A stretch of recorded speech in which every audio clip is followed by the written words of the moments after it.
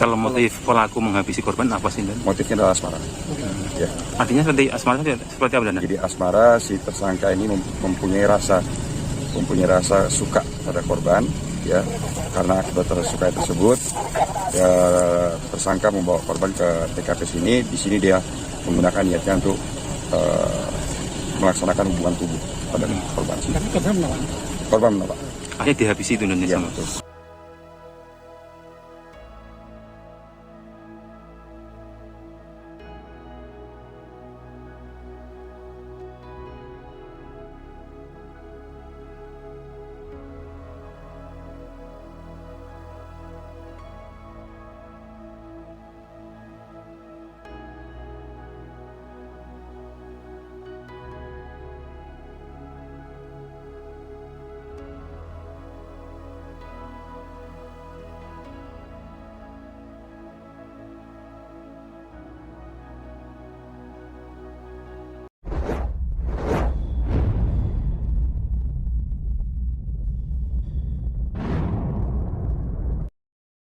Hai, Assalamualaikum, apa kabar semuanya? Terima kasih ya yang sudah klik dan nonton video ini.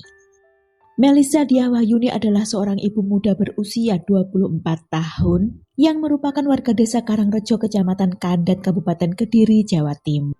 Melisa merupakan istri dari Anwar dan dari pernikahan tersebut mereka telah dikaruniai seorang anak. Tapi pada pertengahan tahun 2022, Anwar, suami Melisa, terkena kasus kepemilikan senjata tajam sehingga harus berurusan dengan hukum dan harus mendekam di tahanan Polres Kediri.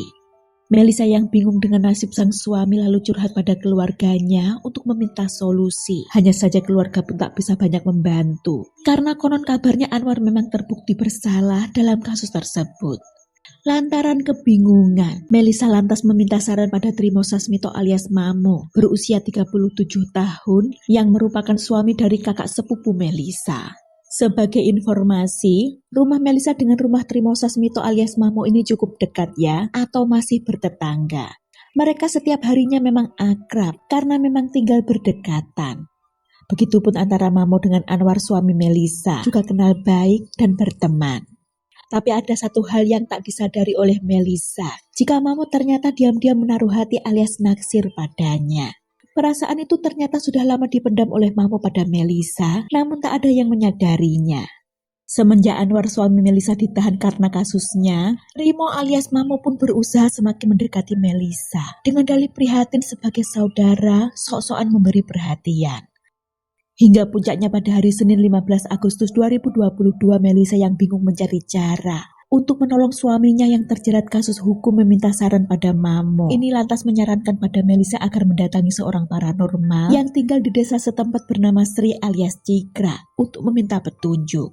Saran Mamo ini pun langsung disetujui oleh Melisa tanpa rasa curiga. Sore hari itu juga Mamo datang menjemput Melisa dengan sepeda motornya jenis Yamaha Vega bernopol AK3123Y setelah sebelumnya janjian via telepon. Dengan berboncengan, selanjutnya Mamo bersama Melisa menuju rumah orang pintar tersebut, tapi setibanya di lokasi yang dituju ternyata si paranormal sedang tidak ada di rumah.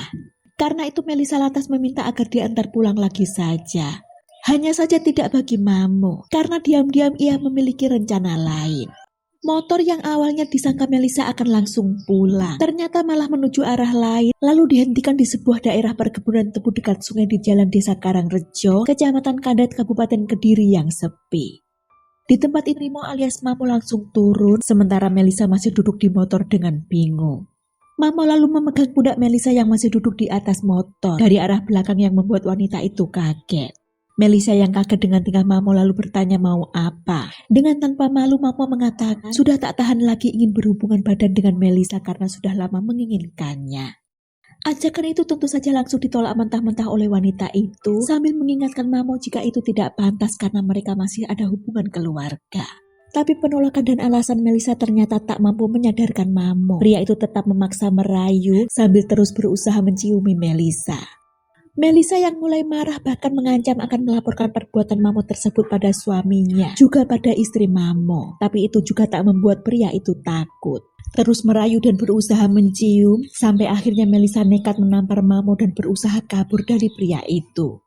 Hanya saja saat berusaha lari nahasnya kaki Melisa malah tergelincir hingga ibu muda itu terjatuh masuk ke sungai yang airnya tak begitu dalam dengan posisi tengkurap. Melisa yang berusaha bangun dengan posisi duduk lalu melihat Mamo datang menghampirinya. Ikut masuk ke dalam sungai mengulurkan tangan pada Melisa untuk menolong. Tapi Melisa yang sudah ketakutan tak menyambut tangan itu malah berteriak sekencang-kencangnya bermaksud meminta tolong pada warga sekitar. Atas tingkah Melisa tersebut Mamo pun panik, takut warga mendengar dan menghakiminya. Karena itu ia lantas mengulurkan kedua tangannya ke arah leher Melisa, dicekiknya leher wanita itu hingga lemas tak berdaya. Tubuh Melisa yang sudah lemas itu selanjutnya ditunggu hingga benar-benar tidak bernyawa, lantas dihanyutkannya ke sungai. Mamo sempat berdiam diri di TKP hingga malam. Barulah setelah itu ia pulang ke rumah berlagak tak pernah terjadi apa-apa. Sementara itu keluarga Melisa pun panik karena ibu muda dengan satu anak itu tiba-tiba menghilang. Memang ketika Mamo menjemput Melisa bukan di rumah Melisa sendiri, tapi dijemput di dekat rumah salah seorang tetangga dan tak ada yang melihat langsung. Pihak keluarga sudah mencoba mencari ke rumah kerabat maupun teman-teman Melisa, tapi keberadaan Melisa belum juga diketahui. Hari-hari pun berlalu hingga pada Senin 22 Agustus 2022 seorang warga bernama Budi Setiawan menemukan mayat seorang wanita yang sudah berbau di aliran sungai perbatasan Ringrejo dan Kandat, tepatnya di Desa Karangrejo, Kecamatan Kandat, Kabupaten Kediri. Budi yang merupakan seorang buruh tani itu awalnya curiga dengan bau bangkai yang sangat menyengat dari arah sungai.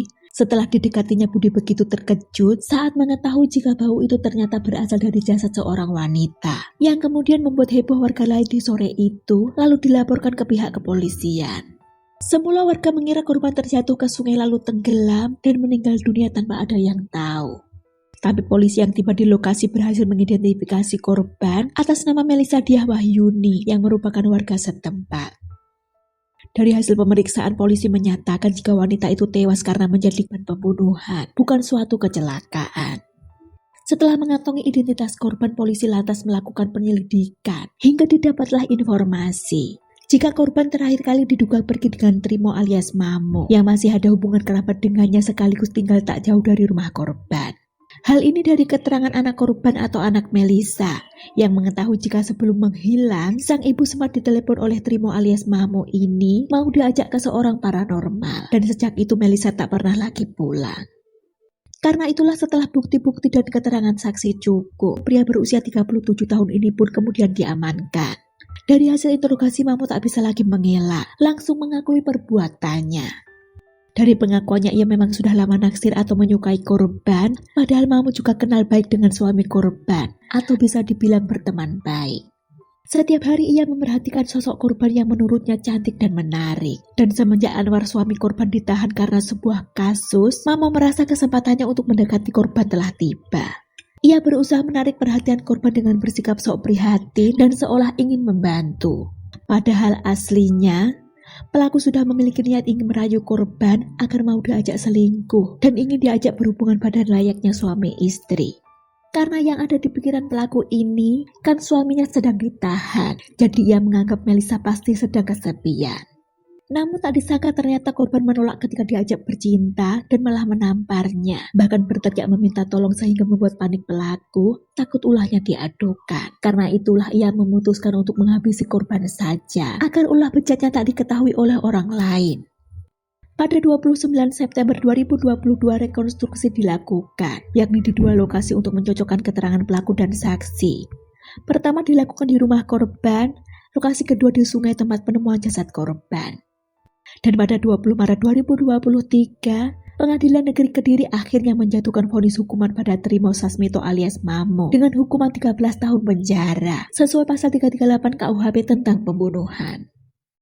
Sekian kisah ini, semoga bisa menjadi pembelajaran dan menambah wawasan kita semua. Terima kasih waktunya, jaga diri, see you.